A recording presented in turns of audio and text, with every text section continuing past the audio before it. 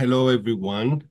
I'm very pleased actually to be today here because we have two fantastic presenters. Uh, I will I will just introduce them briefly and then give them the stage immediately. So we take advantage of having them speaking, and then later we have the time for questions from the audience and maybe from us too. So first, I'm very pleased to introduce Nadia Silhi Chahin, a very good friend, Chilean, Palestinian, like me. Um, Nadia is a lawyer, a Chilean lawyer, and she holds a master's degree in human rights. And she's currently a PhD candidate at the University of Edinburgh School of Law in Scotland. Her research focuses on freedom of expression and the right to call for a boycott in Europe. Second, we have Majd Darwish, um, that I just had the pleasure to meet today. Actually, I'm very interested in the work that he's doing about the right to resistance. Majd is a researcher specialized in the Palestinian cause. Darwish's work Majd works to affirm the legitimacy of resistance in accordance with international law. He holds a master in international law from SOAS, University of London. His interests also include decolonial politics and history, and the critical scholarship being done by the School of the Third World Approaches to International Law.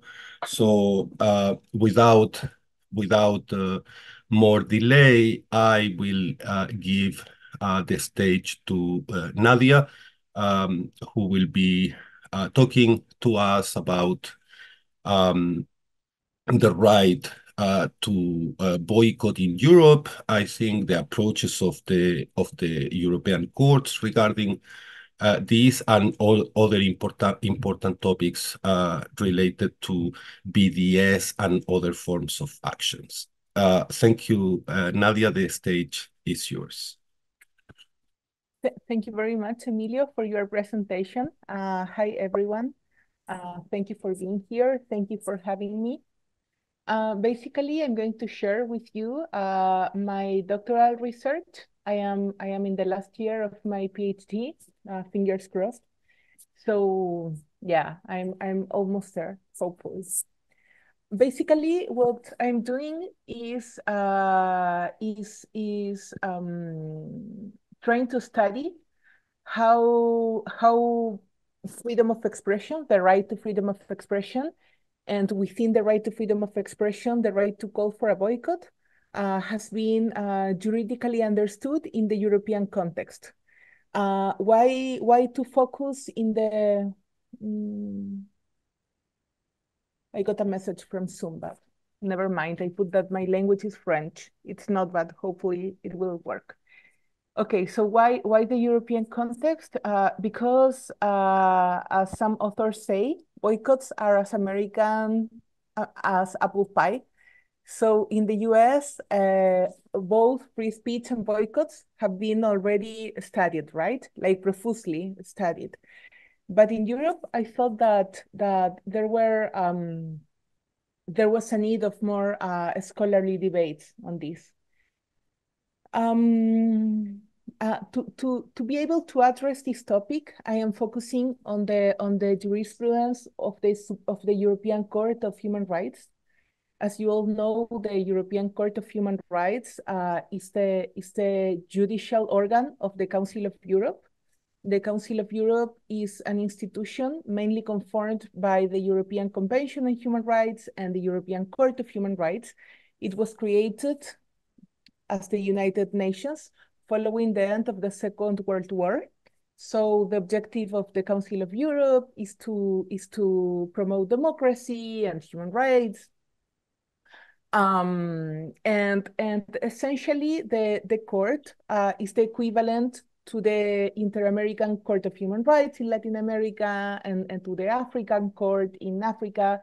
So it's like it's the regional, it's the I would say, not only because the European Union also has a court that has been ruling recently on human rights, but it's the only court that has as its main, and not only main, but only purpose to protect human rights in Europe. So that's why I'm focusing on the European Court of Human Rights.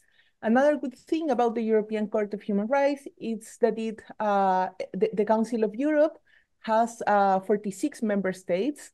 So the UK, for example, even though it's no longer part of the European Union, it's still part of the Council of Europe. So what the court rules on the matter would affect the UK.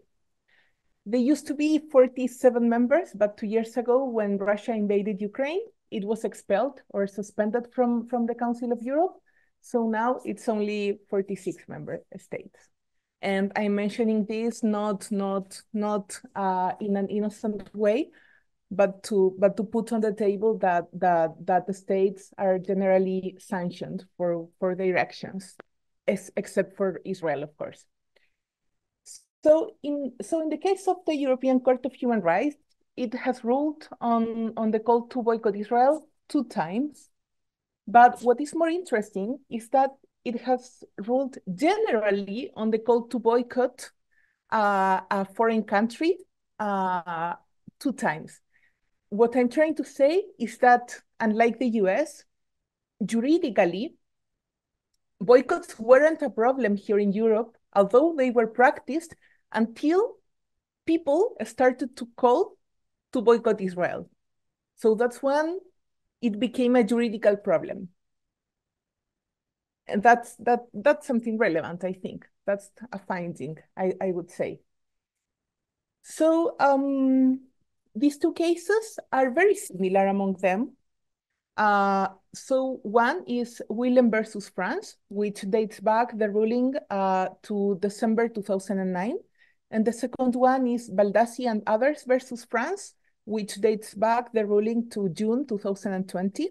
So in both of them, the involved state party is France. Also, they have in common that they have been dealt under Article 10 of the European Convention on Human Rights. Article 10 enshrines freedom of expression.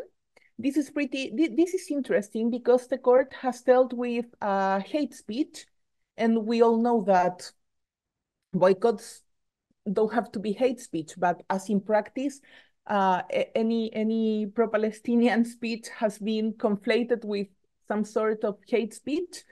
I think it's worth mentioning that the court has dealt with speech under Article 10 of the convention, which, as I said, enshrines freedom of expression, or under Article 17 of the convention, which corresponds to the abuse clause, the guillotine clause, as it's called, because basically, according to this article, anything that would destroy other articles enshrined in the convention should be excluded, from the protection of the convention. So, for example, all hate speech cases are generally dealt under Article 17. As you all know, hate speech in Europe, unlike the US, again, it's not allowed.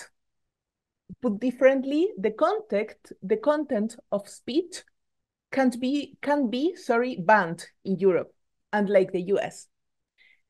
And which is very interesting is that for example, racist speech, homophobic speech, etc., has been dealt under can be dealt and has been dealt under Article 17. However, generally the court has excluded from the protection of the convention and declared inadmissible cases that deal with anti-Semitism and Holocaust denial. So, for example, if you discuss the Armenian genocide, you can discuss it. There is this case, for example, a very well-known case, Perinchek versus Switzerland, that was dealt under Article 10. But if you want to discuss the Holocaust, or and there have been cases from France, for example, the Garaudi case. Probably you all remember this guy who wrote a book, The Myths of the Founding Myths of the State of Israel. And his case was dealt under Article 17. So the court said this cannot be discussed because this is anti-Semitism and Holocaust denial. Well, in this case, in the case that I'm dealing with on boycott of Israel, they were dealt under Article 10. So in principle, like from the beginning, it was clear that there was no hate speech at stake, right? And finally, they are also similar cases because both of them deal with the call to boycott foreign products, specifically Israeli products. However, even though factually these are similar cases, the result of them, the outcome of them was different. While in the first case, the court determined that Mr. Willem, the applicant, didn't see his right to freedom of expression violated after France criminally convicted him to pay a fine for calling to boycott Israel. In the case of Mr. Baldassi and his 10 comrades, the court concluded that the right to freedom of expression was violated by France when he criminally convicted them for calling to boycott Israeli products. Of course, there is a justification for according to the court for this. So I'm going to get there. In the case of Willem versus France, this case took place. The facts that motivated this case took place in 2002 in Seclan, a small city in France, where there was this mayor who was a militant of the French Communist Party, and during the assault of in the context of the Second Intifada by the Israeli army of the Jenin refugee camp,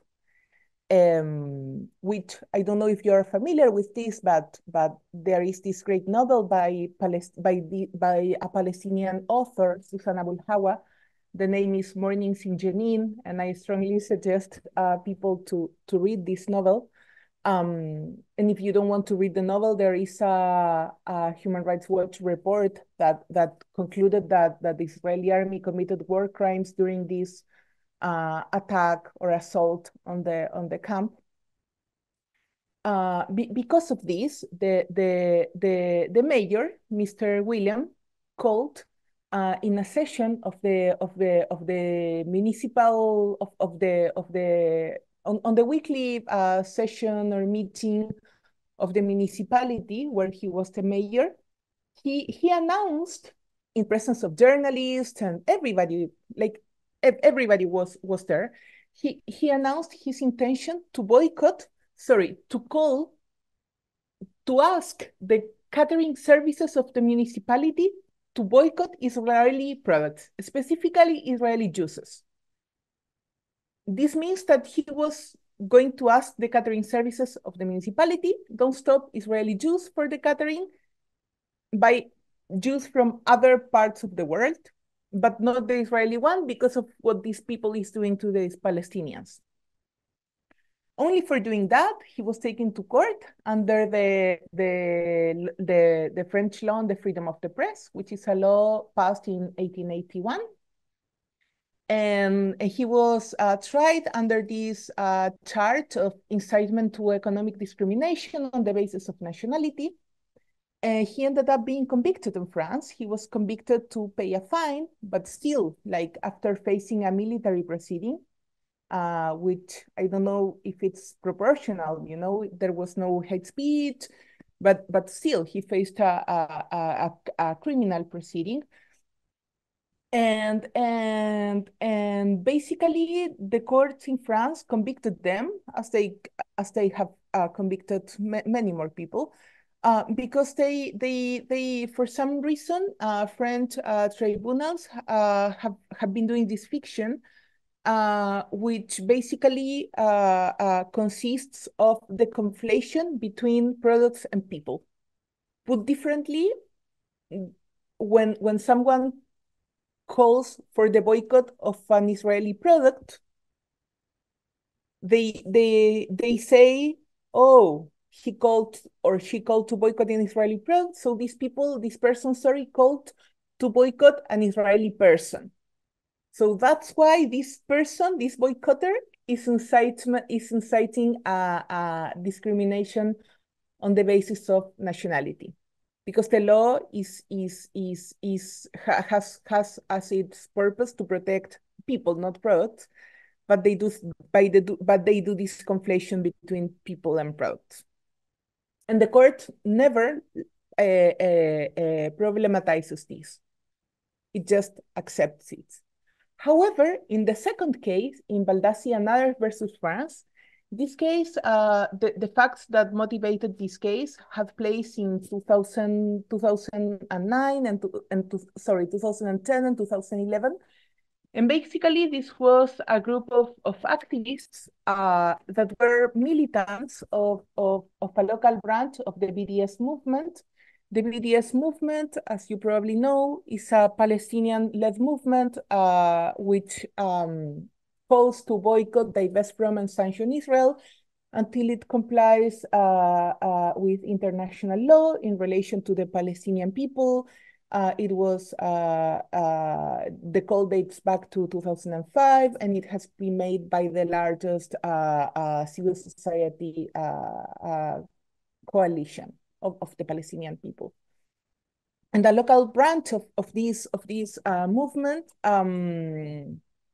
were performing this action in supermarkets in the north of France, where they were at supermarkets asking, leafleting and asking consumers that were there at the moment not to buy Israeli products, and they were trying to educate people, don't buy Israeli products because Israel kills Palestinians, because back then it was very recent, the Caslet operation on the Gaza Strip, where Israel was found guilty of committing not only war crimes but also the crime against humanity of persecution in the fact-finding mission of the UN, led by Judge Richard Goldstone, that later on would be the author of the Goldstone report. It has a larger title, but it's known as such. Back then, and as this seminar has been organized in France, even though it doesn't make a huge difference in the ruling, I think it's worth mentioning that back then there was already in place unlike in the case of the Willem, in the Willem case, there was already in place this interpretation, by the former French Ministry of Justice, Michel Elio-Marie, during Sarkozy's government, where she asked public prosecutors to do an interpretation of this law that I previously explained. And basically, this interpretation was when there is a call for BDS, when someone is calling for BDS, you have to interpret that it immediately that this person is calling to incitement to discrimination against others. So basically the same that they did with Willem, but more straightforward, I would say, because there was this circular by the ministry. So yeah, following this, these people were tried in French courts, and they were convicted in France, as Mr. Willem had been convicted years before under this crime, and they were sentenced to pay fines. And However, they went to the European Court of Human Rights, and in 2020, the court released its judgment. And in the judgment, the court luckily decided that France had violated these people's right to freedom of expression when convicted them, because BDS, and in this judgment, the court defines what a boycott is, basically a form of political freedom of expression and political freedom of expression in accordance with previous jurisprudence of the court has to be protected if political, even though it shocks or offends or disturbs. And as BDS is part of that, it has to be protected. Also, the court says, we know that there is this previous case where we ruled differently. However, we ruled differently because in that case, the one who made the call to the boycott was a mayor, an elected politician. So he had a duty of neutrality that these people, as they are ordinary citizens, activists, don't have. Furthermore, the court says he not only expressed an opinion, but he also calls on others to act, Mr. Willem. So that's why we thought that France was right that time. But now we think that we have to protect freedom of expression because citizens have the right to speak, basically, as long as they don't engage in hate speech. In this case, there was no hate speech. As long as they don't perform any violent acts, things like that. And of course, they don't have to be mayors. However, I think that this decision, even though it's positive in light of the previous case law of the court, and also it has had practical effects, like positive practical effects. For example, at the time in 2020, there was this ongoing trial, or also a criminal trial. And they were actually being tried under the crime of anti-Semitic hate speech, which is a crime. This happened in Spain, and this is a crime under the Spanish Criminal Code. A group of activists from the Spanish city of Valencia, because they had called to boycott Rototom, which is a music festival where super pro-Israeli apologist, the singer Matisyahu, I think that he performs reggae, if you are familiar with the genre. And I don't know, this guy, he has donated money to the Israeli army.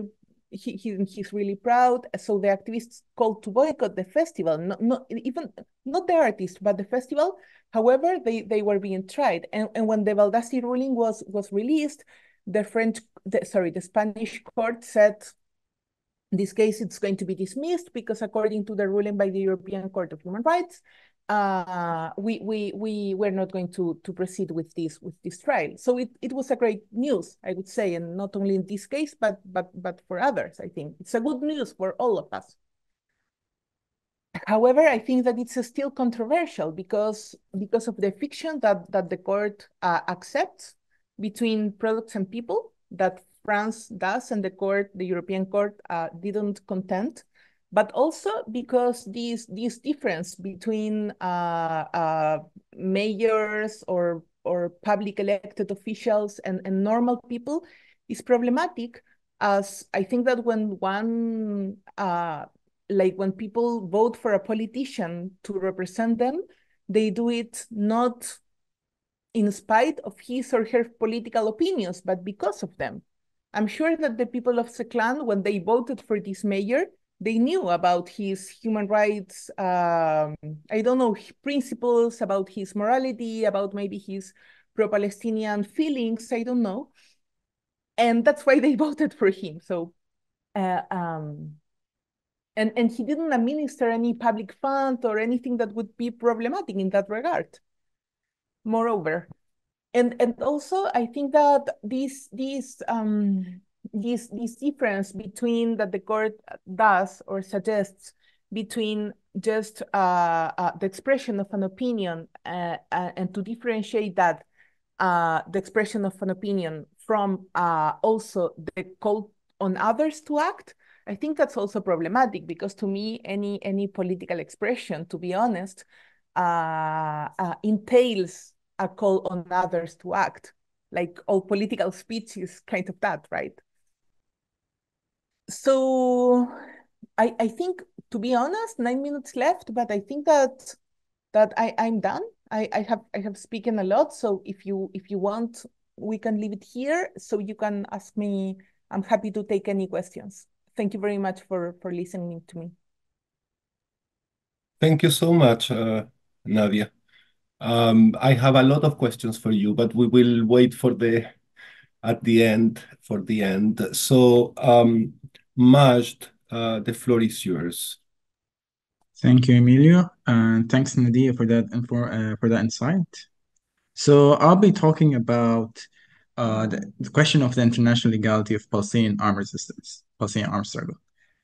As most of us here probably have this idea of international law being in service of colonial powers, and genocidal aggression against the Gaza Strip has entrenched this stance, and is shared by a lot of Palestinians and shared by a lot of people across the board, specifically those who are associated in some sort of way with the global south, which is, to elaborate, is that international law with its subfields and institutions associated with it are useless and only serve the colonial and imperial powers. Even though that sentiment has some practical and historical truth to it, as Western colonial powers are those who shaped and still shape the international legal system as we know it today. We could, look at the work of Anthony Angie and other third world approaches to international law scholars, which discuss this elaboratively and objectively. And to the fact that we could see how this roots of international law actually even serves the interests of like Western imperial neo-colonial powers. For example, the almost full impunity that Israel enjoys today with this genocidal aggression it undertakes against the Gaza Strip. And let's even look before the 7th of October, the fact that Israel has been immune from any sort of judicial attacks or any sort of international isolation since its foundation through the Nakba in 1948 till our contemporary times.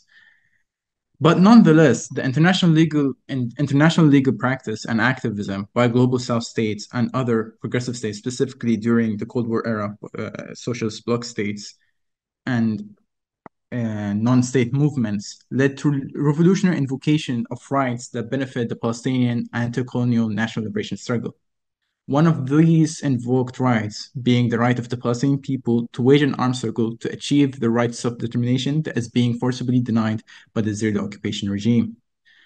Despite all American Israeli attempts to revoke and dismiss the right of the Palestinian people to wage an armed struggle, Palestinian armed resistance remains legal under international law till our very contemporary day.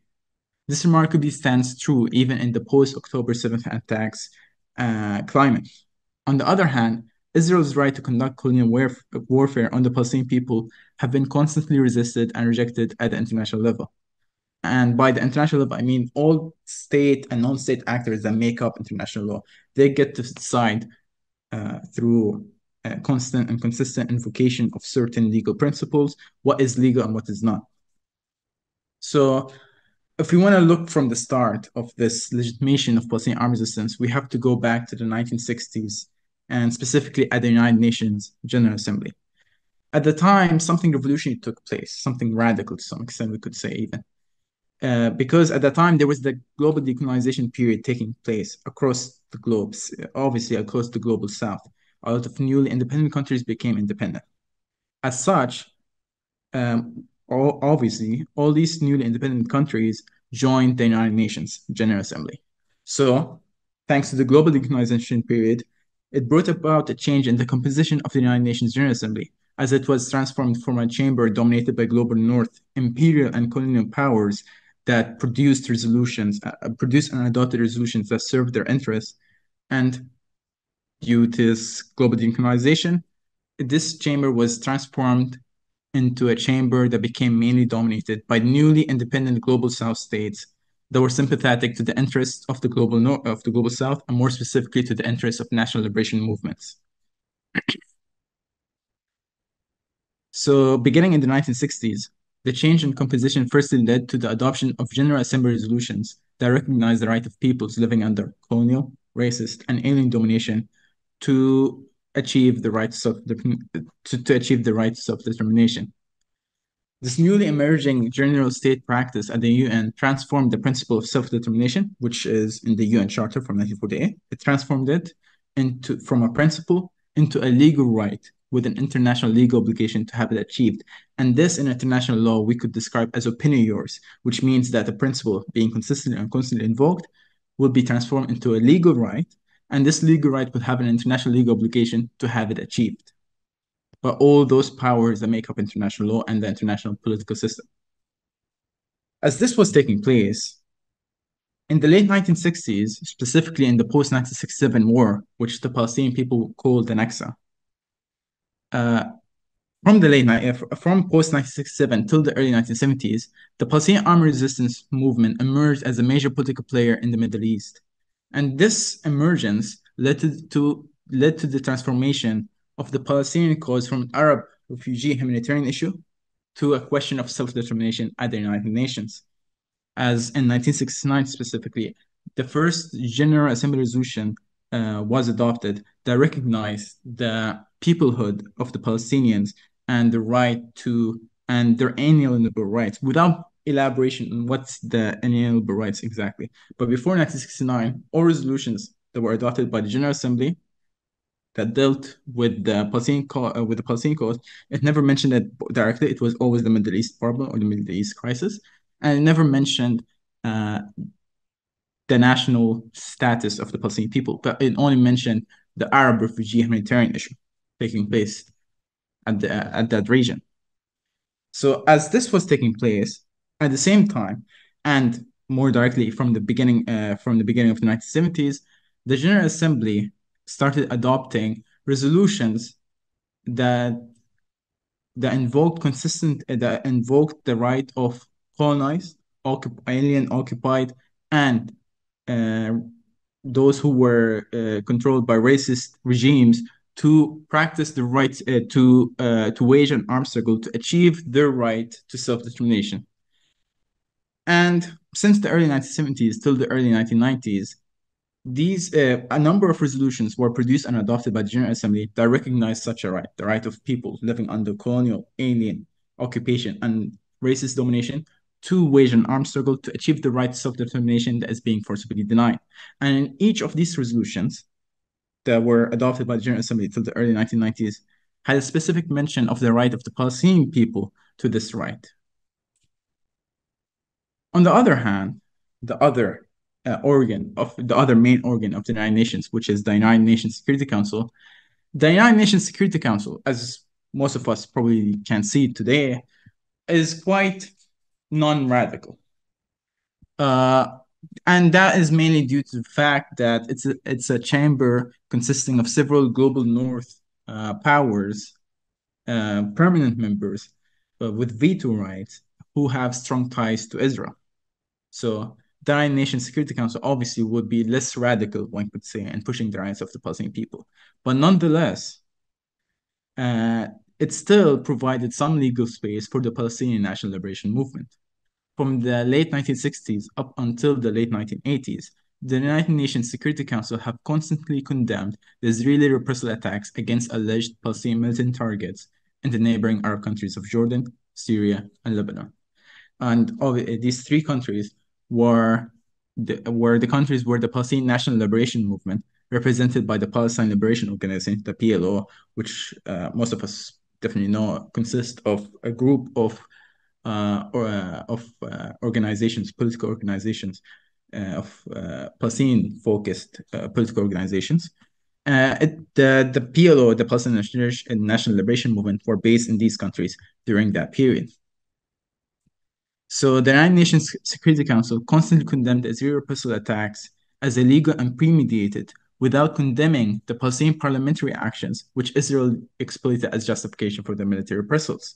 It condemned, for example, the Israeli incursion into Jordan in 1968, what is known today as the Battle of Karama. But the Battle of Karama was actually, from an Israeli military mindset, was actually in retaliation to a Palestinian attack into Green Line Israel at that time. But when the United Nations Security Council convened to discuss the issue of the Israeli incursion, it only focused solely on the Israeli incursion and only condemned the Israeli incursion, as it did with other reprisal attacks that Israel conducted during that period.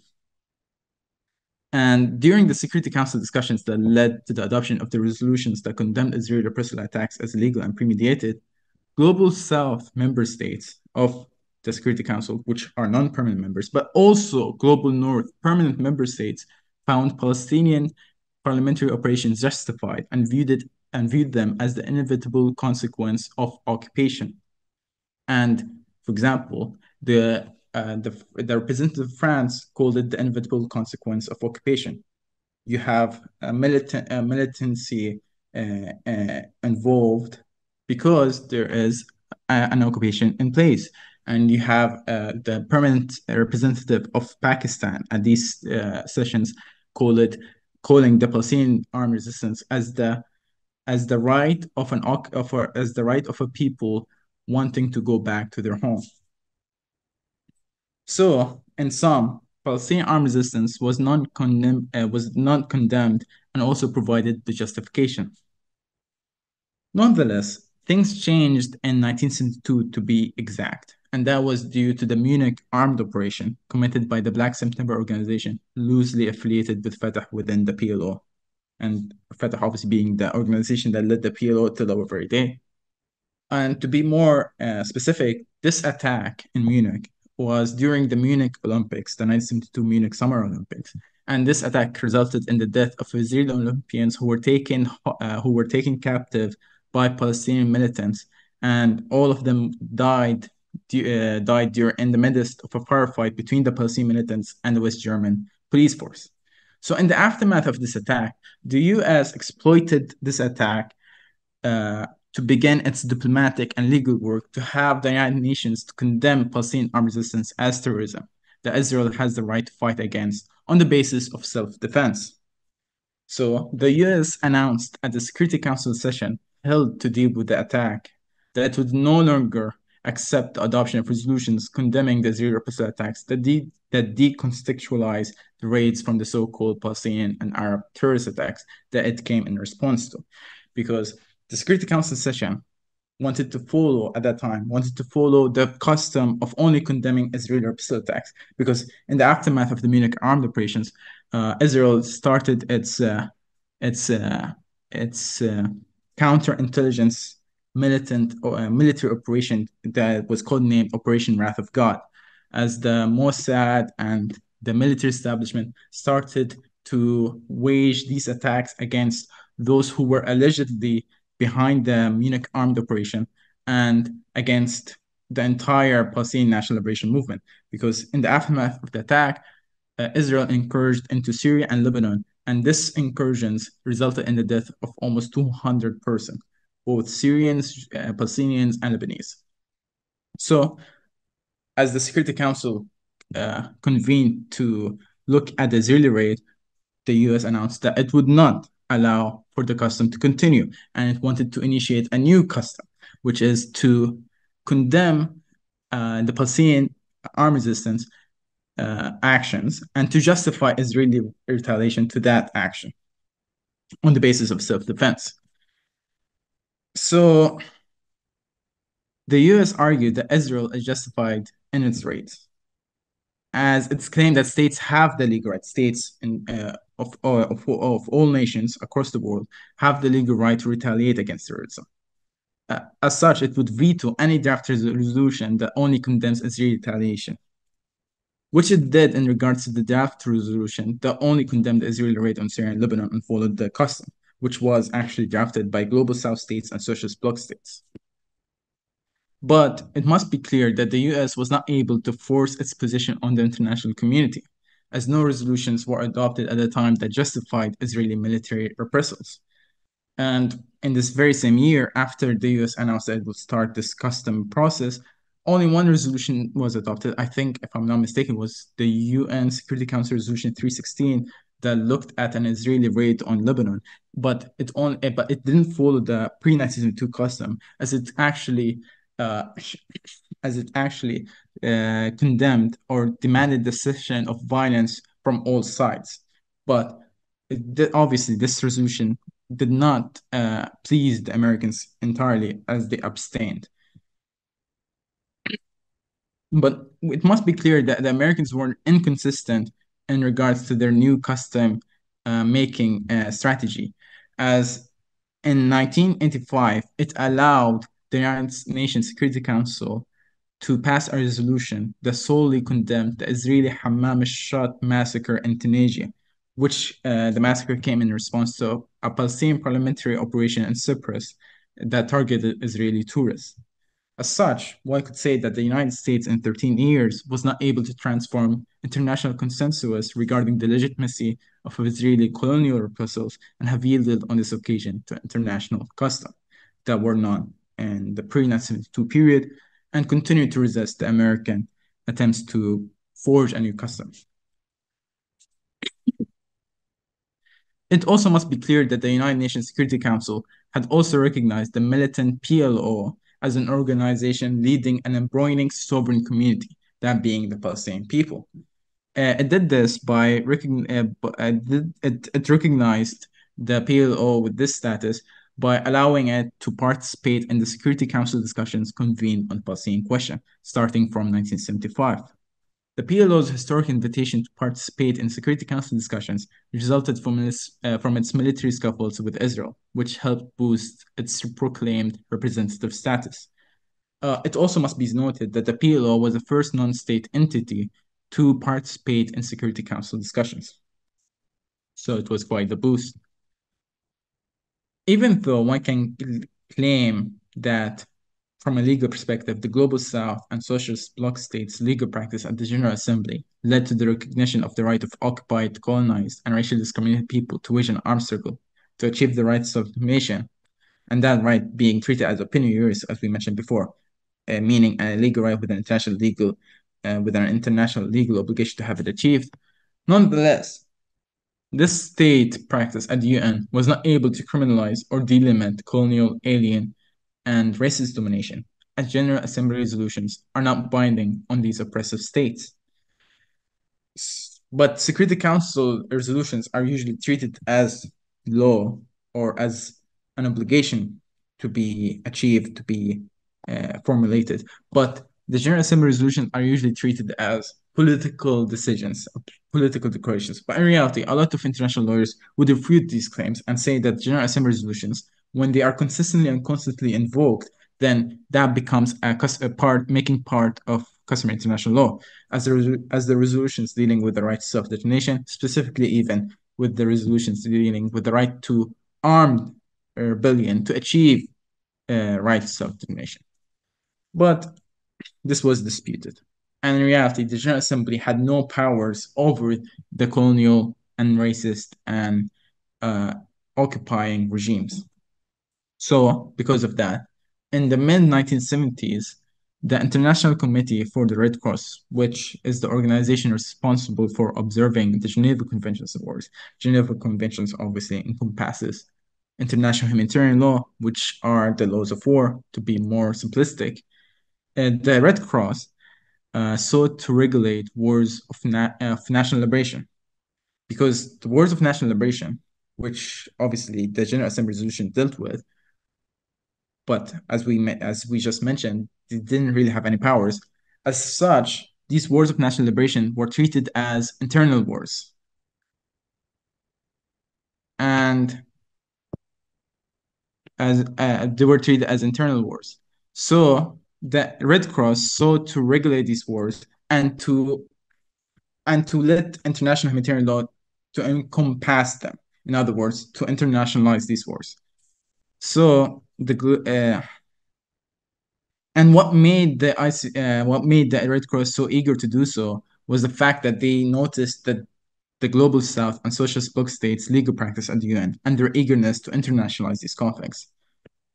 In the end, the Global South and progressive states, through the diplomatic conference that the Red Cross called for to have these wars of national liberation regulated, at the diplomatic conference, the Global South and progressive states ended up drafting 2 additional protocols to the Geneva Conventions. And these 2 additional protocols legitimize national liberation wars and guerrilla warfare tactics, which are undertaken by national liberation movements at that time.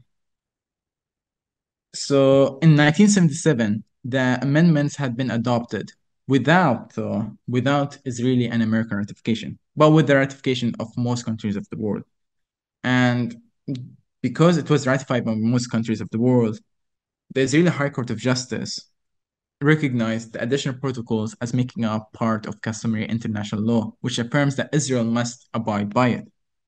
And it must be clear that in the diplomatic conference that were held by the International Committee for the Red Cross to formulate new additional protocols to Geneva Conventions dealing with wars of national liberation, the PLO, as well as other national liberation movements of the time, and thanks to a General Assembly resolution, were admitted into the diplomatic conference and allowed to participate in the conference discussions.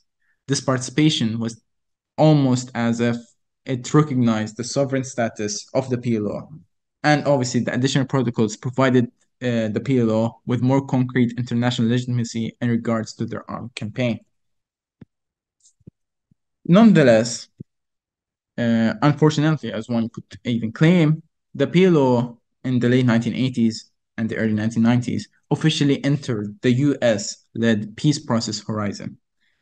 And for its acceptance in the peace settlement that the US obviously organizes regarding relations with Israel and any future to the Palestinian cause, it had to renounce its armed struggle project as terrorism for it to enter into a peace settlement with Israel.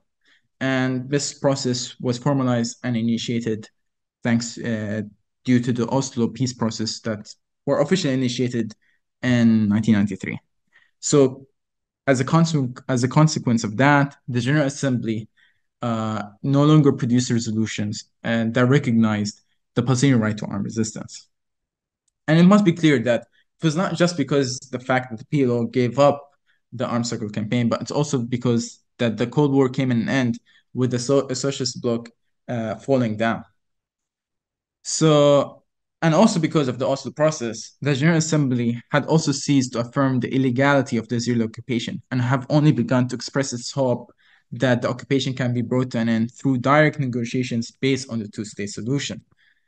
And the General Assembly has stated that it deplores specific acts of Palestinian armed resistance and invoked Security Council resolutions that called for Palestinian-Israeli security coordination to confront so-called terrorism. So Palestinian armed resistance is no longer an invoked right at the UN, but that doesn't mean it has been wholeheartedly rejected. Because, for example, some pre-1990 General Assembly resolutions that dealt with the Palestinian cause and vilified the Zionist project, vilify Israel, as the case with General Resolution 3379, which invoked that Zionism is a form of racism. This General Assembly resolution was revoked in 1991 due to Israeli wishes and PLO appeasement. But the other resolutions dealing with the recognition of the Palestinian right to armed resistance to achieve the right to self-determination, this was not revoked till our very day. And it must be clear that as this right to armed resistance to achieve the right to self-determination was consistently and constantly invoked from the early 1970s till 1991, this right have become part of customary international law, as it was not dismissed or rejected in the post-Oslo process. Then this right still continues to be part of customary international law. And moreover, no Palestinian resistance faction, for example, Hamas or Palestinian Islamic Jihad, has been enlisted in the Security Council's sanctions list. So all attempts by Israel and America and other Western states to push for the universal condemnation of Palestinian armed resistance has been resisted and dismissed. For example, in 2018, the USA attempted twice on separate occasions to have the UN General Assembly to condemn Hamas and other resistance groups in the Gaza Strip through draft resolutions that they devised. On both occasions, the draft resolutions were not adopted, as they were rejected by mainly Global South states. The Global South states representatives explained that their rejection of the American devised draft resolutions is because it distracts from the root causes of the violence, which is the Israeli prolonged occupation regime. The turnout of the General Assembly sessions were welcomed by Hamas, who considered it to be an affirmation of the Palestinian struggle. Moreover, in the aftermath of the October 7th attacks, known as Al-Aqsa Flood by the Palestinian factions, no drafted resolution devised by Western states and Israel to condemn the attacks and to denounce Hamas as a terrorist organization has been adopted at either the Security Council or the General Assembly. All attempts to have both organs of the UN to adopt such a resolution were resisted at the General Assembly and rejected at the Security Council. Moreover, during the war, China's representative at the International Court of Justice hearing on Israel's occupation has pointed out that the Palestinian people have the right to armed struggle to achieve the right to self-determination. And he made it clear that the right to armed struggle by the Palestinian people is very distinctive from terrorism, which is obviously illegal under international law. This all proves that even if the right to armed struggle is no longer an invoked right at the UN General Assembly, the right of the Palestinian people to wage an armed struggle to achieve the right to self-determination remains binding customary international law, and all attempts to change that reality has been rejected and dismissed till our very day. I'm almost done. I actually can finish it here. So what I'm trying to say is that even though we could see that international law has colonial background, has a colonial imperial background, and in reality, the enforcement mechanism of international law is quite non-existent, one could even argue.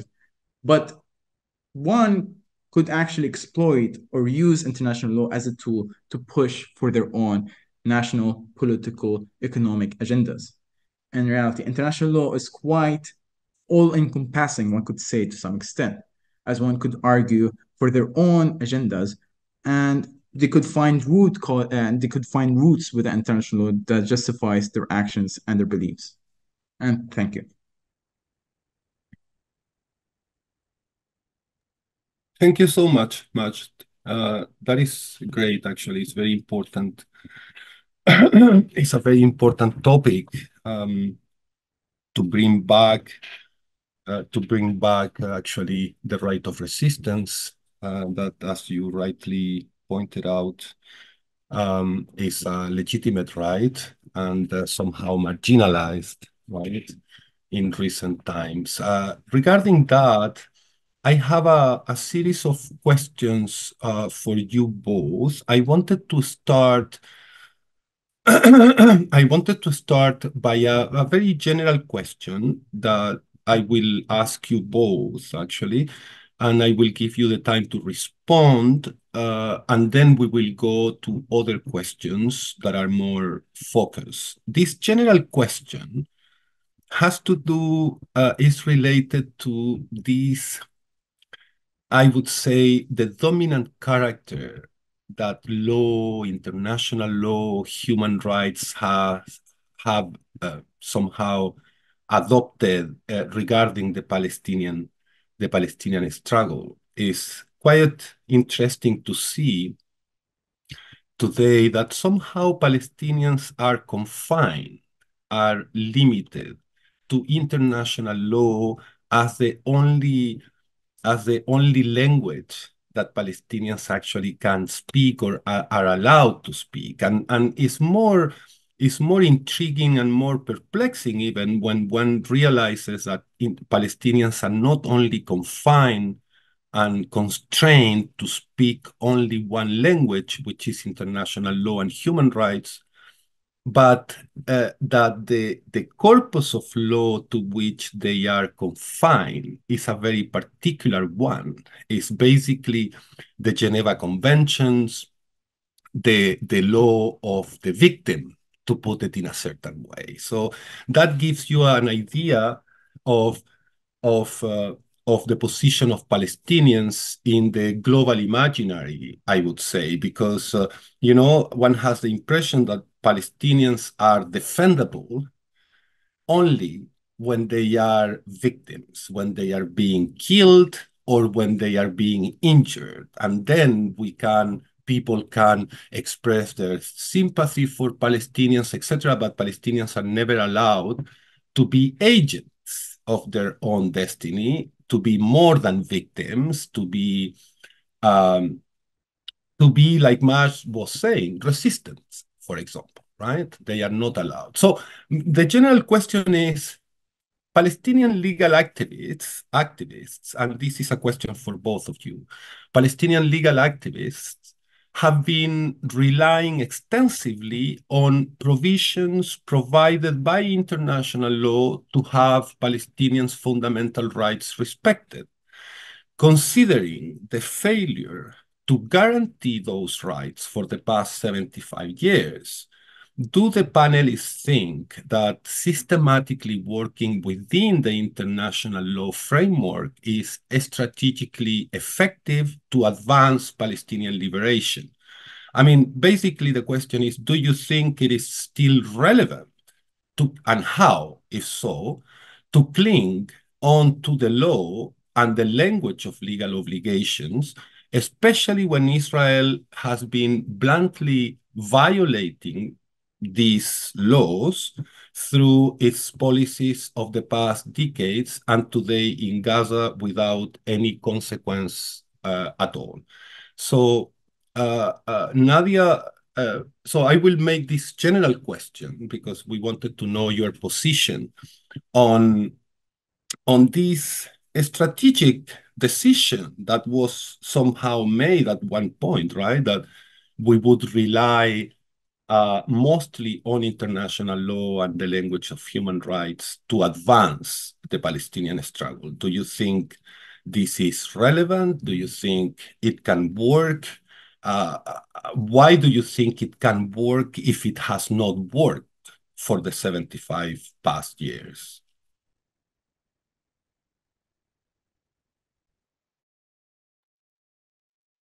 Well, thank you for your question, Emilio. First of, I can think of many things. To put my ideas in order, first of all, I would say that I strongly agree with you. I think that yes, that Palestinians are only, and I like the way in which you said it, like from international law, Palestinians are only allowed to speak like not even like all international law language, but the language of the victims. I hadn't heard it that way before, and I think it's pretty accurate. I strongly agree with that. However, I would answer that of course I mean we all know that international law I mean we all know that the law in general, even more general that international law, sorry. I think for me it's like a very modest form of resolving things. Like, for example, when in Chile we had the Constitutional Convention 3 years ago. I don't know if people are familiar, sorry, with this, but there was this convention and there were indigenous people and different groups of people from Chilean civil society. And they created this constitution that would replace Pinochet's constitution, and everybody would put their demands in the constitution. And well, we voted, the Chileans, we voted for this, like if we didn't want it.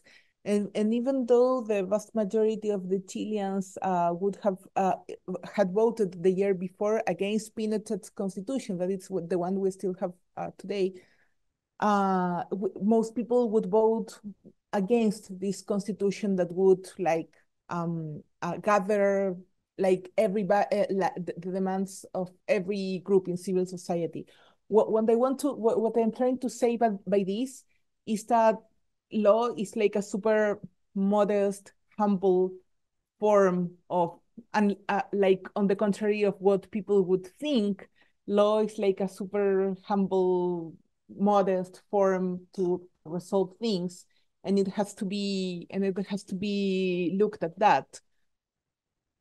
To me, in the case of the Palestinians, and I repeat, I strongly agree with your statement, with your initial statement, Emilio.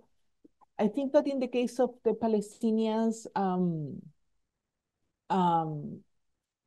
at this moment, we can't like afford to lose any form for our rights to be protected, for the Palestinian people's right to be protected.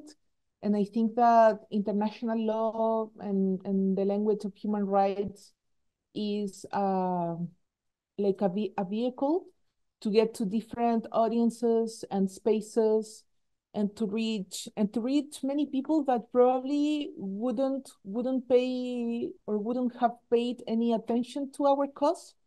But when you put it in the language of rights, they can see maybe similarities with their own struggles, and it can like trigger solidarity with the Palestinian movement and with the Palestinian national cause. So, but I also think that as we all know, and I don't think that it's worth saying it because we all know it, like international law is like a especially humble and modest form to resolve things, because there is no form of, like, in principle there is no form of enforcing it. Like, we have sanctions in international law, but they are not being applied. Why Russia was expelled from the Council of Europe, for example, and Israel is not being expelled from so many institutions, right? And it doesn't, and the reply to that, the answer to that won't be given by the law. It's going to be given by politics, by international politics. And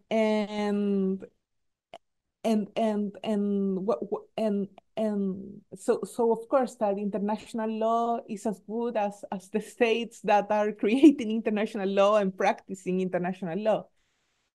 So I think that we have to keep that in mind. But I also think that we have to adopt like a critical no, not critical, but a very like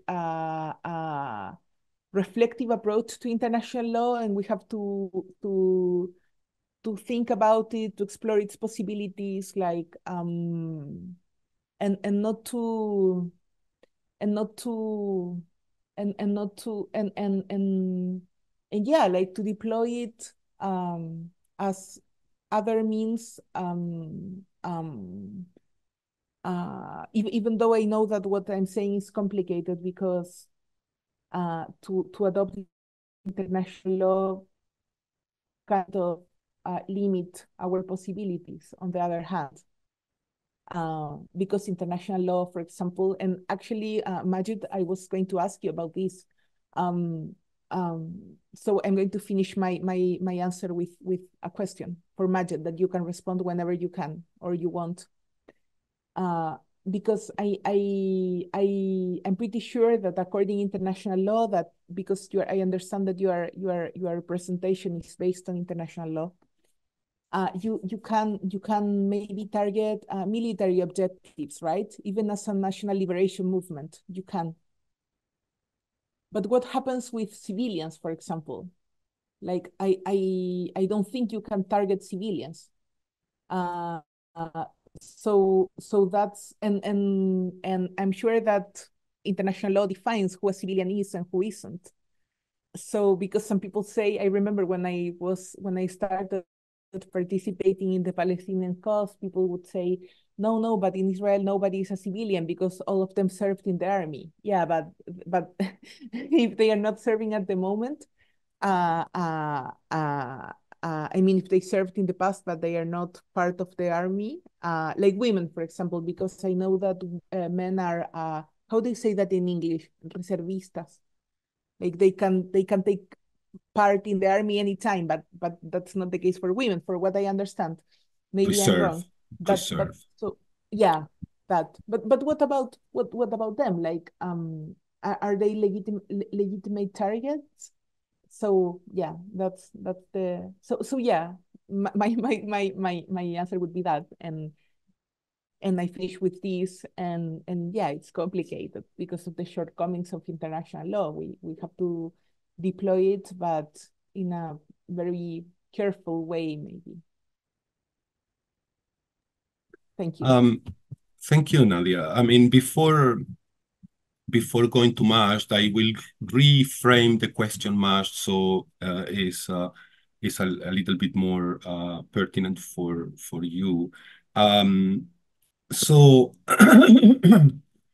so the question remains the same, right? What should Palestinians, given the state of affairs from since the last 75 years, right, and the clear failure of international law to provide them with any meaningful political aspiration, should Palestinians make this strategic decision of relying on international law to fulfill their political aspirations? And I'm saying that much because at the beginning of your presentation you said, despite the fact that international law has a past and certain practices that clearly show that international law is framed by power relations and violence in its history. You said, despite that,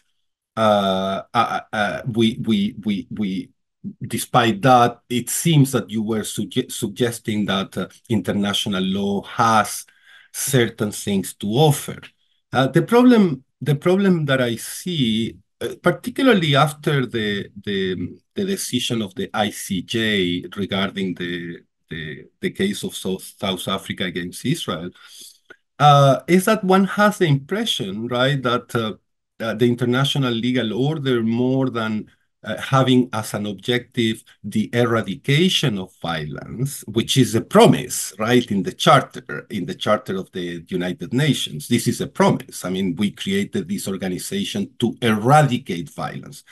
But what the decision of the ICJ shows, and many other, I mean, the discussions that we are having in the Security Council regarding Palestine, Gaza, etc., everything shows that rather than the objective of international law, rather than being the eradication of violence, it seems to be the administration of violence.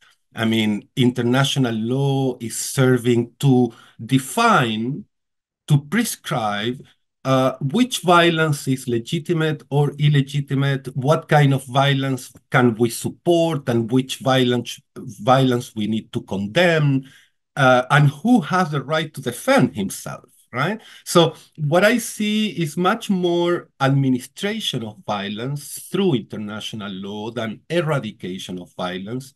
And it's clear today that Palestinian violence is illegitimate for the international legal system. So again, the question is, given all these considerations,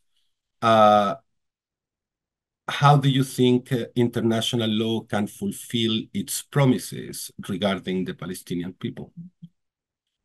Thank you for the questions. Firstly, I would like just to say that I agree with you. With the international legal system we have today, it's not really to delegitimize or to make war illegal, but it was to administer. And the fact is that the United Nations, from its foundations till today, its goal is to regulate wars and not to deregulate wars. Because as most of us probably know, that before 1948, before the establishment of the United Nations, wars were declared by states, literally just as easy. I declare war on this state X, for example, and war starts. But what the United Nations brought in was no, it can be as simple as that. War must be declared through the Security Council by invocation of Article 51. And to sum it up, Article 51 decides that if a state which is not adhering to international law and is being a hostile entity endangering international peace and security, will try to put a stop to that violation, firstly by warnings and sanctions. If it's not accepted by that state, then Security Council would invoke Article 51, which announces that any state in the world that has the ability to engage in warfare against that entity, against that violating entity, then the house is for you, in other words. So it's really about regulation rather than deregulation. And I feel like I could answer both questions in the way I'm answering right now, is that international law might not really seem to serve Palestinians. So Palestinians should not approach international law from the idea that it's the law is like this and this. We should try to follow suit, and we should try to impose this law as how it is on the Israelis, because that's not how Israelis themselves approach it. We have this idea that Israel is just immune from international jurisdiction and whatnot, and they don't really care about international law. They're throwing the international law books to the trash bin. When in reality, it's not really the case at all. The IDF itself, the IDF, which is the Israeli Defense Forces, the Israeli Army, it has a unit dedicated to international law. But this dedication to international law is not to follow the law as they understand it, but to actually shape international law as they want it. Not a lot of people know this, but a few days ago, Israel announced, and this was actually popular. Israel, it was leaked that during this war, during this genocidal onslaught on the Gaza Strip, the Israeli AI, dictated that there's 38,000 Palestinians that must be killed. 38,000. People focus on the fact that AI will not be too accurate, but they forgot that Israel does not care that if you are a civilian or a militant. If you are in any sort of way a member of Palestinian military organization, let's say Hamas or the PIJ, Palestinian Islamic Jihad, even if you're a cook, you're a legitimate target. Even if you're just a driver for a certain politician, not even a militant, for a certain politician within the political branch of Hamas or the Palestinian Islamic Jihad, you're a target. There's no, and this is actually written by members of the unit that I just talked about. It's the MIJ unit within the IDF. In other words, Israel shapes international law as how it wants. International law does not shape how Israel conducts itself. And this goes back years and years ago. For example, from the year of 2000 till today, Israel has created a new classification for its conduct of warfare with Palestinians. From 2005, it just became the way it conducts its warfare with Palestinians in the West Bank. And this classification, they call it the armed conflict short of war. To sum up what armed conflict short of war means is that Israel has the right to wage all absolute warfare on Palestinians, but the Palestinian people have no right to defend themselves, nor they are being treated as people of peoplehood. And the reason behind this new classification is that Israel wanted to escape law of occupation, in which its main duty is to enforce the law. For example, if you have militants here and there, your job is, as an occupying power, is to arrest them and bring them to court. But Israel did not want to approach the situation as such for political and legal reasons, and obviously security and military reasons also. They wanted to liquidate, if we could use that term, liquidate these individuals through warfare, legitimizing it through warfare, but without giving them the privileged right to kill. Because in international humanitarian law, combatants from both sides, belligerents from both sides, have the privileged right to kill. But Israel, in its approach, which has colonial roots, obviously, it didn't come from nowhere, delegitimized the other side, the Palestinian people, from the privileged right to kill, but they gave themselves the entire right to kill and the entire right to arrest and to drone strike and whatnot. And this also has to do with their targeted killings. And with the Gaza wars from 2008, is that Israel, for example, it considers the Gaza Strip to not be occupied, but it's a hostile entity. So we have the right to besiege the Gaza Strip. The besiege of the Gaza Strip, the siege of Gaza Strip is not a definition of occupation. It has nothing to do with occupation. It's just a certain sense of warfare, slow warfare against a hostile entity. But the hostile entity is not, for example, a Palestinian state in prisons. It's just a hostile entity.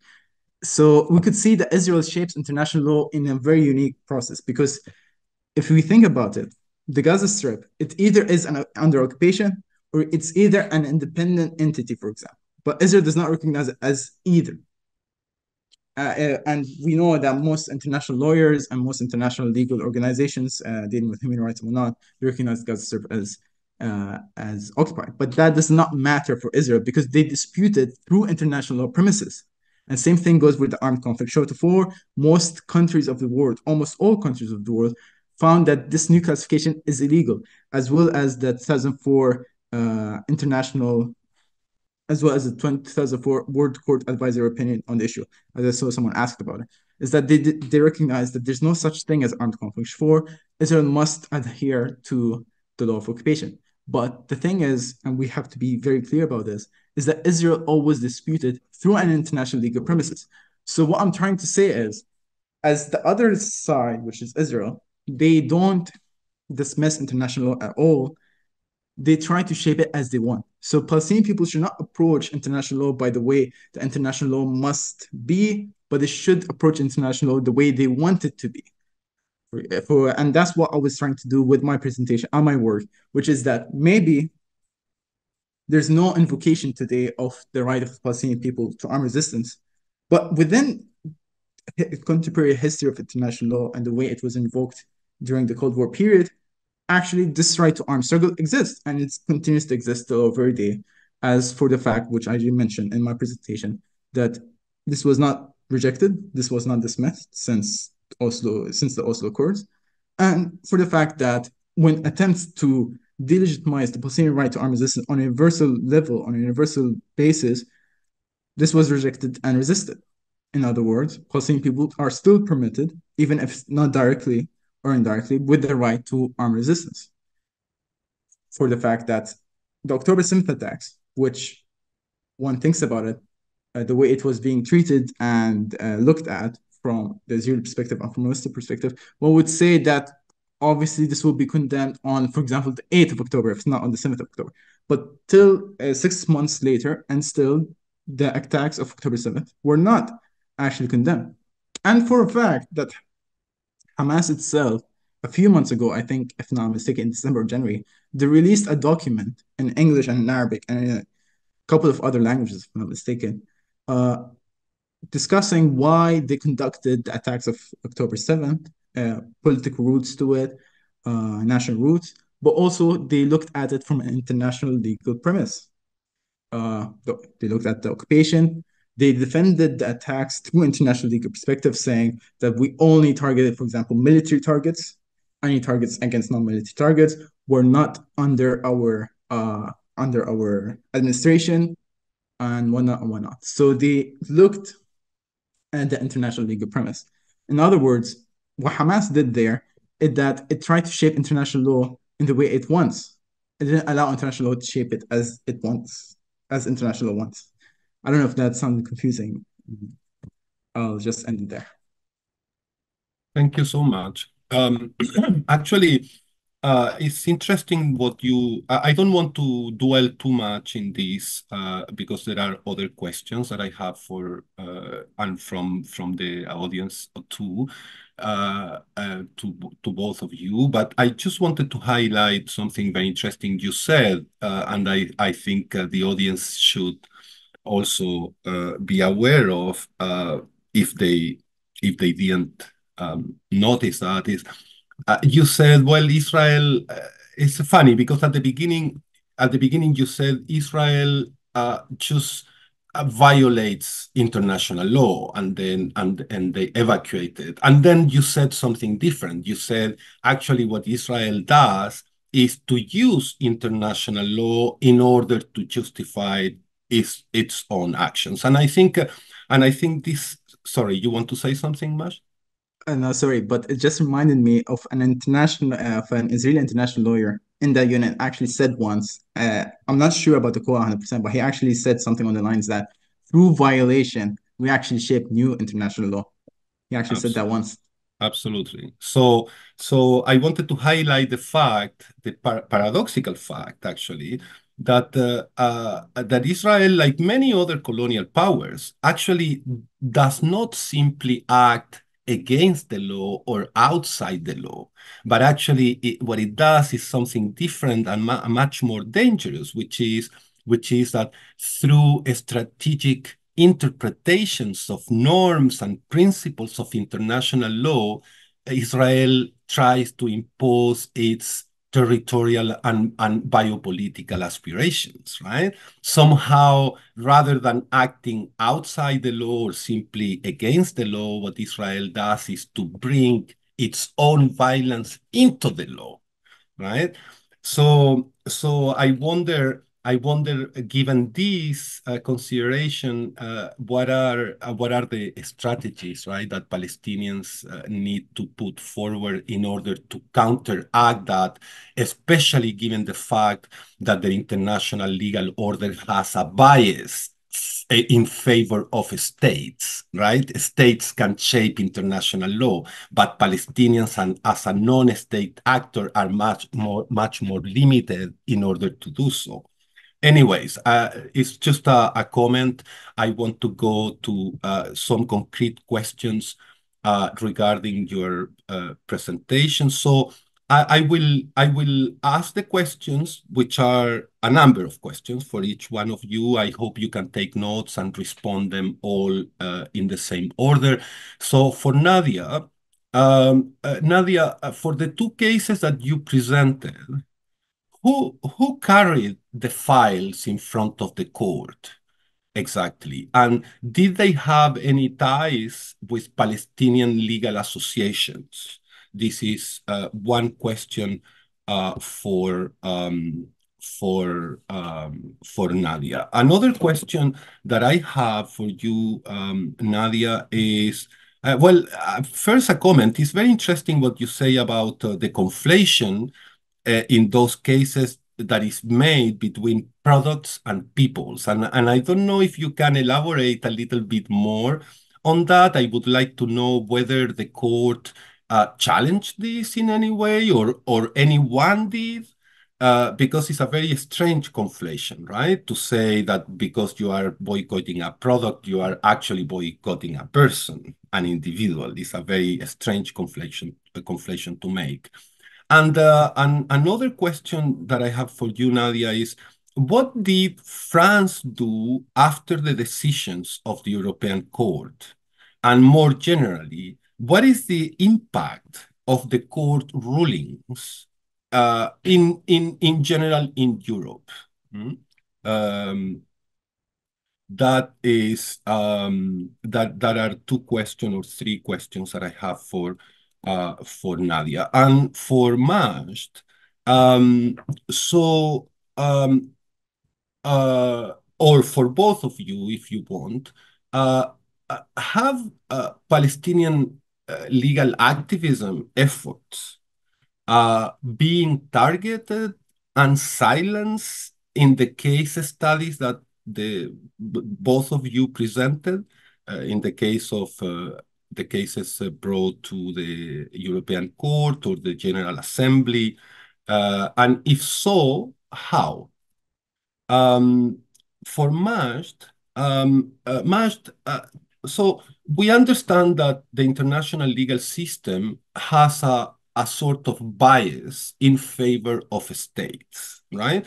And one evidence of this bias that only permeates not only the international legal system, but doctrine, the work of scholars, academics. I mean, if you take a look to knowledge production on non-state armed actors or armed non-state actors, you realize that 99% of the time, the actions of non-armed, non-state actors are analyzed and explored through the concept of terrorism.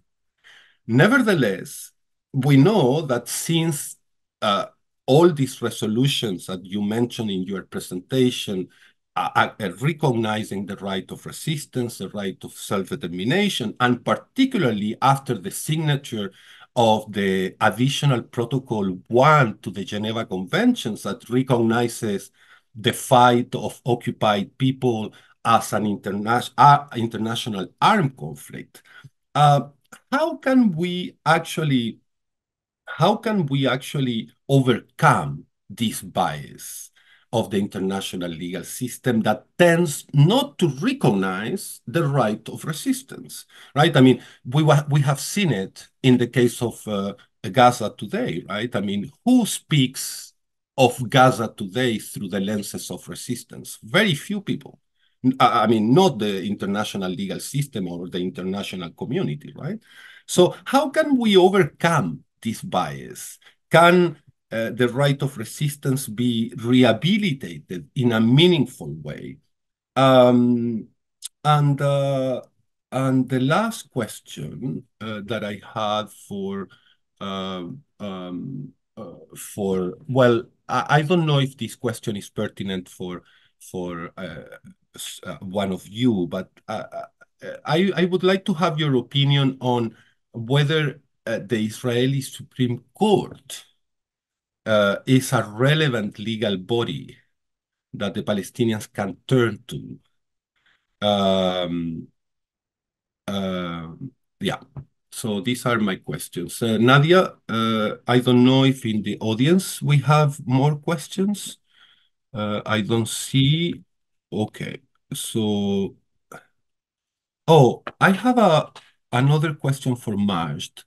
You said that Hamas wants to shape international law.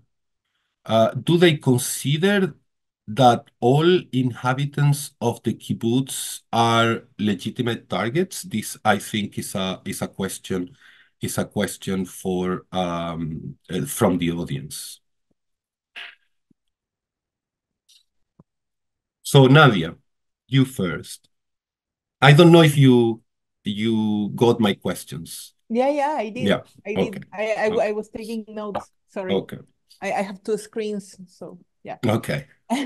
Go ahead. Yeah. So regarding the first question,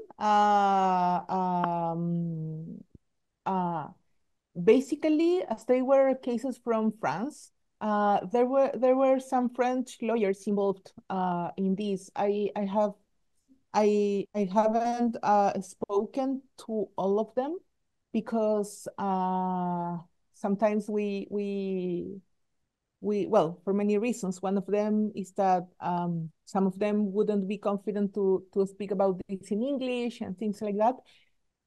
But I would say that some French lawyers and also some French legal scholars have been involved in this. So maybe it would, for example, in France, Ghislain Poissonnier, who is a magistrat, he has been super involved. I don't think he was the one like representing people because because of his role in the judiciary. I don't think he can, but he has been providing like legal guidance to them, to activists.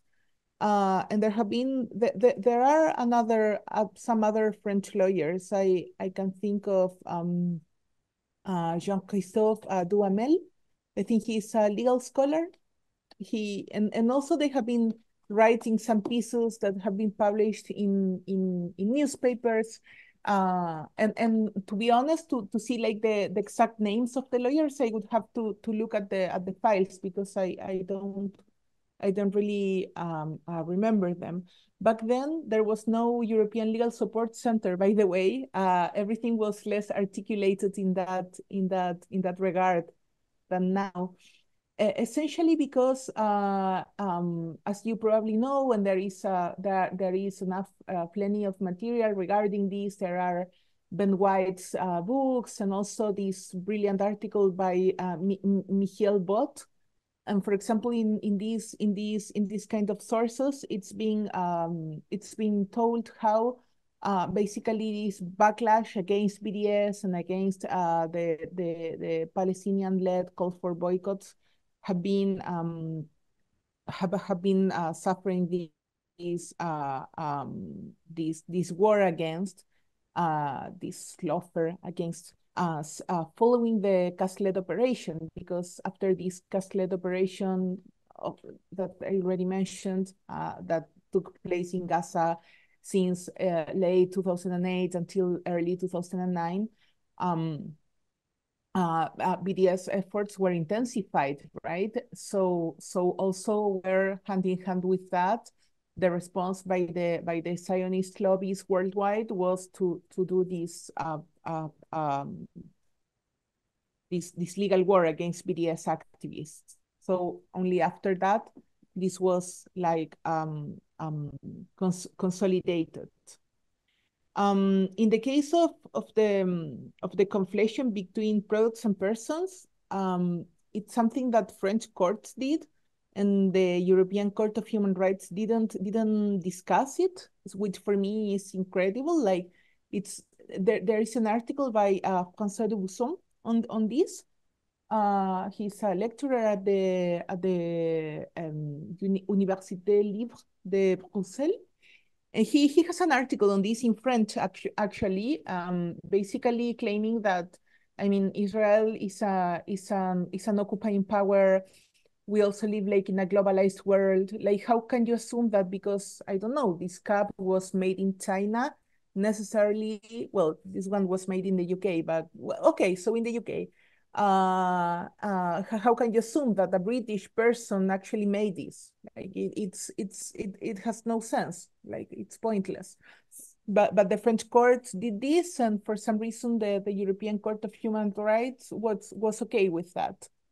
It would be interesting to read the judgments from the French courts actually.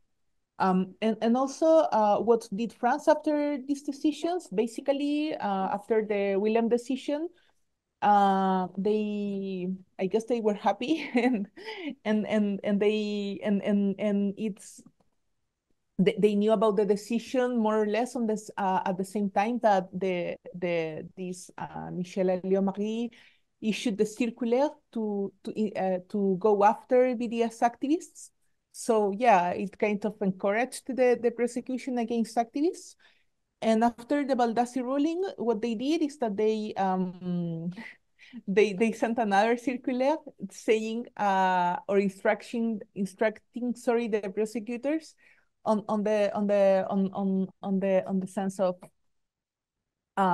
go ahead, we won't pay attention to this, like persist on the persecution of the activists. However, and this has to do with the answer to the following question, Emilio. However, I think it's really, really important to notice that we haven't had any more cases. As in the case of Spain that I mentioned, we don't have we are not, like some other proceedings have been dismissed.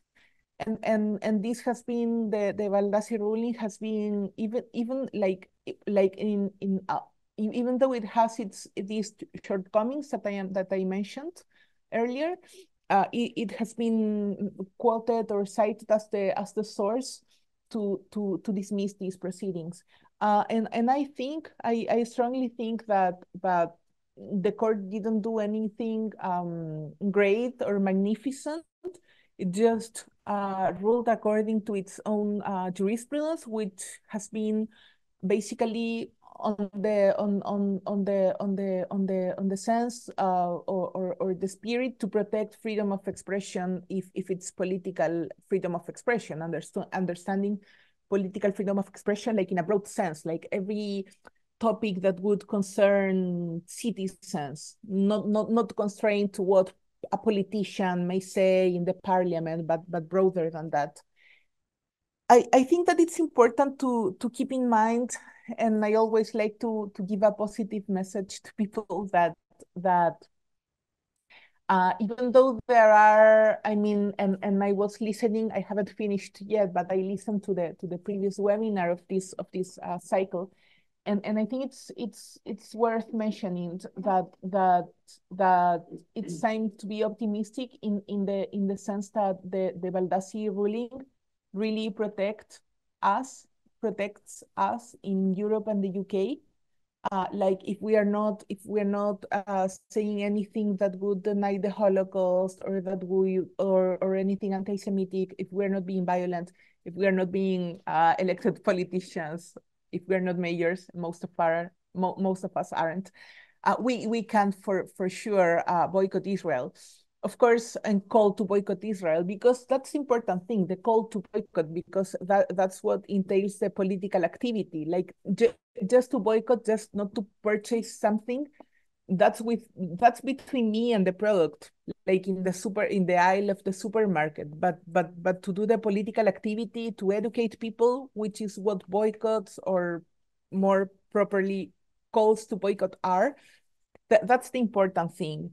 And to be honest, I like, even though I'm super aware that in many countries, and especially now with what's going on in Gaza, in Germany and in other places, there are countless measures, legal measures and non-legal measures, taken against activists and scholars and artists, etc.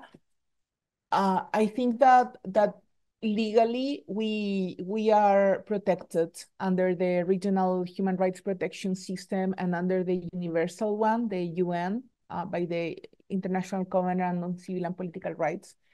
And I think that maybe that in these Western democracies we can play these cards, these rights, you know, we can put them on the table. And I really know that for some people it's really exhausting to be part of a trial and to go to court and to but this is also, and for me, for example, that I am a Chilean student in the UK, I'm in a vulnerable position to do this, as many others. But like under a visa, I mean, we are governed by Margaret Thatcher's political party here. But for others, I mean, other people that hold, for example, European passports, white people, I don't know, like for them, it's a form of activism too. Like it's a form of activism, and we should win. Like I would say, for example, even in Germany, that has been seen as the worst place to be a pro-Palestinian activist, you of course will face many obstacles and police repression and everything, but for what I have seen, and maybe I'm wrong, I don't know, maybe someone can correct me, but at the end of the day, the judiciary has protected people's rights. Like even in the Humboldt 3 trial, where two anti-Zionist Israeli Jews were tried and a Palestinian was also tried, they were acquitted. And only two of these people would face jail, but in the UK for their Palestine action activities. But the Palestine action activists, they kind of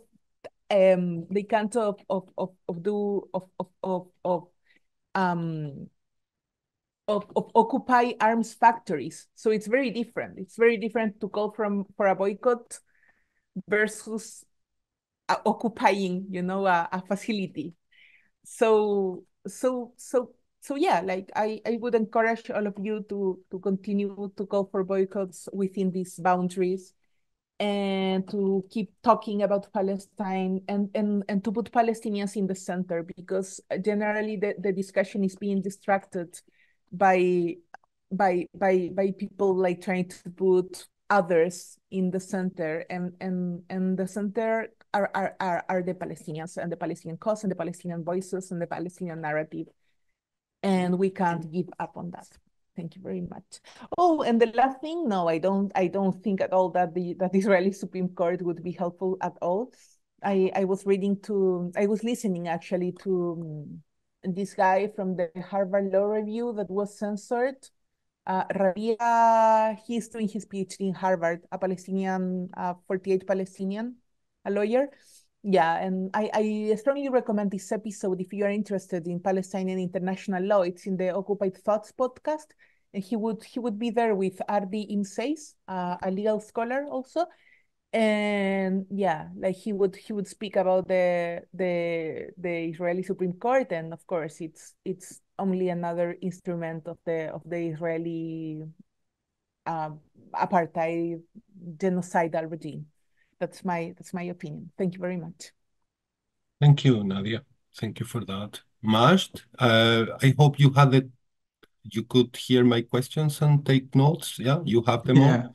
I Okay, heard the thank you. questions. Don't worry Go about it. ahead. Go ahead. So, for a starter, I would like to answer the question regarding, has Palestinian legal activism been silenced at, for example, the General Assembly? When these resolutions were being passed and adopted at the General Assembly, we're talking here from the period from the 1970s to the early 1990s, the PLO was actually engaged in an armed struggle campaign. And so, in other words, it wasn't science, it actually was promoted. It was legitimized what the Palestinians were actually conducting at the time, as for the fact that the PLO also were given the right to join in Security Council discussions from 1975 regarding the Palestinian question. Any conventions of the Security Council dealing with the Palestinian cause, the PLO will be invited and allowed to give their narrative of whatever situation was at that moment. So they were actually amplified.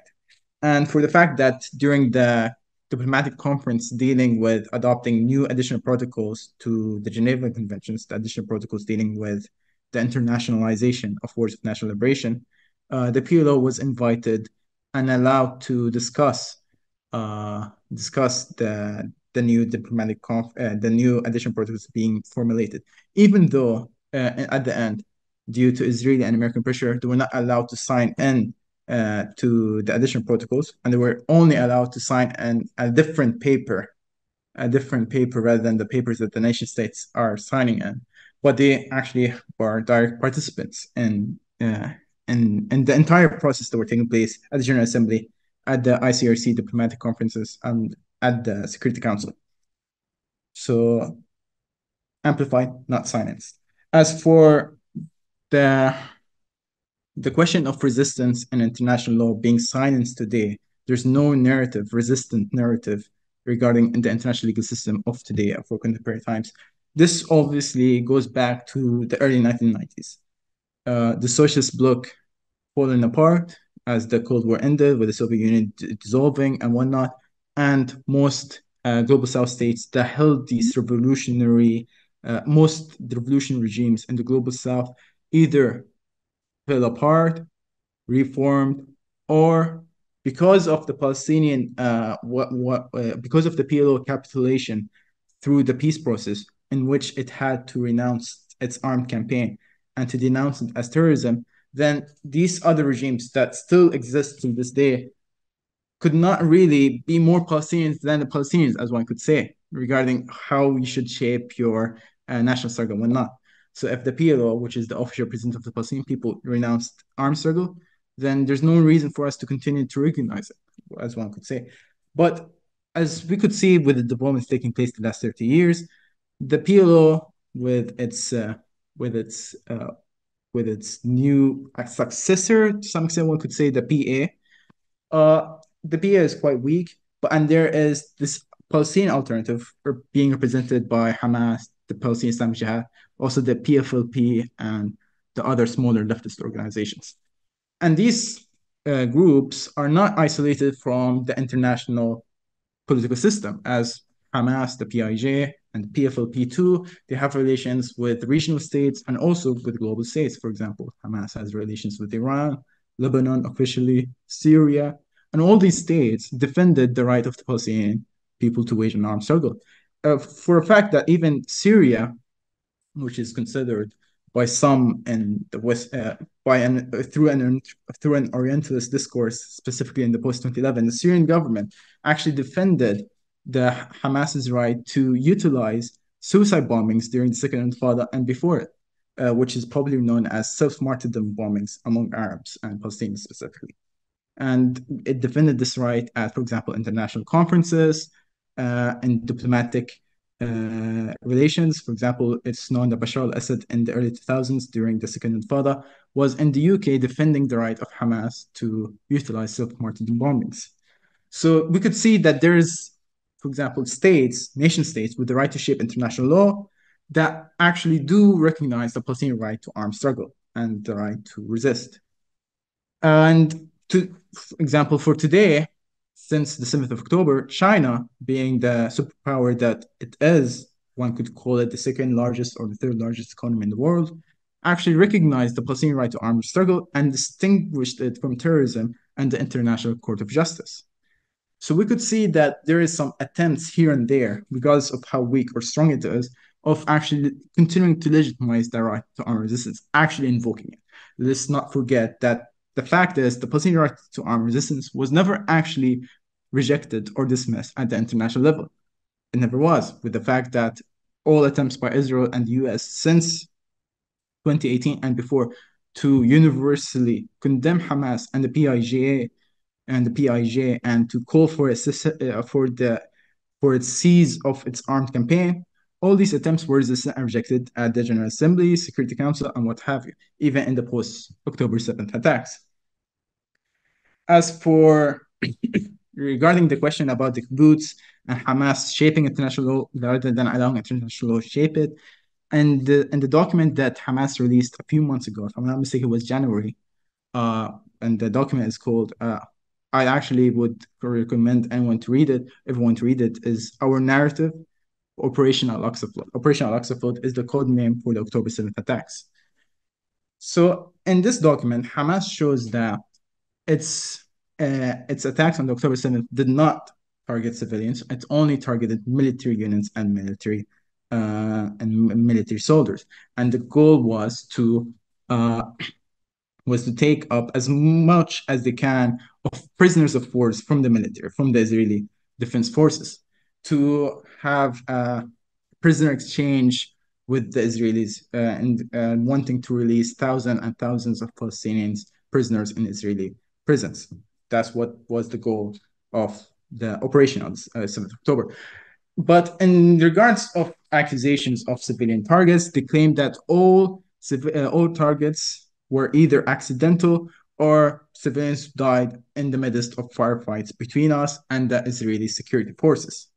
And also provided evidence of such cases in Israeli media and international media, in which actually the Israelis, even today, the Israeli state, the Israeli entity, is actually recognizing that some of the civilians that were killed, they were quote-unquote collateral damage. They were targeted by our soldiers. So we could see that also what matters here is that how it shapes international law is that Hamas in the document says that we do not target civilians, specifically women, elderly, and the children, because we are followers of Islam. And from an Islamic point of view, we could not target them. So we could see that the language used here is not Western, liberal, international legal language, but it says that it's from an Islamic point of view, we could not target them. So in other words, their way of shaping international law is from how they are as an indigenous people within the Middle East. And we could also see that trying to shape international law rather than allowing international law to shape it is that it says that since our foundation, we always attempted to not target civilians. But in 1994, due to the Ibrahimi Mosque massacre that took place in Hebron Khalil, we actually announced to the Israelis and sent a letter to the political leadership to let civilians out of the equation. We got no reply back. So because we got no reply back. That means the Israelis would not try to put civilians out of the equation, Palestinian civilians out of the equation. Then why not? Then what makes us not to target Israeli civilians? To deter the Israeli state from targeting our people. And this was how it utilized, from a political perspective, the self-martyrdom bombings. For example, when targeted killings took place during the Second Intifada of not just Hamas leadership, but also other political organization leadership, Palestinian political organization leaderships, the retaliation will be as self-martyrdom bombings from the onset. So, as you could see, it does not try to follow the law as it is, but tries to shape it as it wants, and and not only from an officially Western liberal legal narrative, but from its own indigenous cultural roots, Islamic or Arab or what have you, and what also benefits the Palestinian people during the time and the way. So yeah, that's Thank you. about it. Thank you, Majd. I wanted to know if there are other questions from the audience. I don't see any, and with that, I will end the webinar, thanking profoundly Nadia and Majd for their interventions. It was really very insightful and important to discuss these issues from both, from these two different kinds of acts of resistance, which are resistance itself as a right under international law and the right to boycott. I wanted to invite you all to attend our next panel next Monday. The panel 4 and the last panel for this series will be discussing the current situation in France regarding Palestinian rights, discrimination, censorship, and other kinds of anti-Palestinian racism, and particular the pressure put on French militants and leftists and pro-Palestinians to their support for Palestine. We will have lawyers, French lawyers that are working on the ground, discussing these current practices and questioning their legitimacy and on legal basis. So I invite you all to attend next Monday this last panel of the series of conversations. And I thank again Nadia Silhi and Majd Darwish for their presentations. Thank you guys, and thank you all for attending. See you next Monday. Thank you. And on Monday you will probably see some of the lawyers that were the lawyers in these cases that I told you about. Absolutely. Thank you, Nadia, and thank you, Majd. Thank you. Nice You're meeting very you. welcome. Nice Bye meeting you all. bye. Bye-bye. Bye. Take care.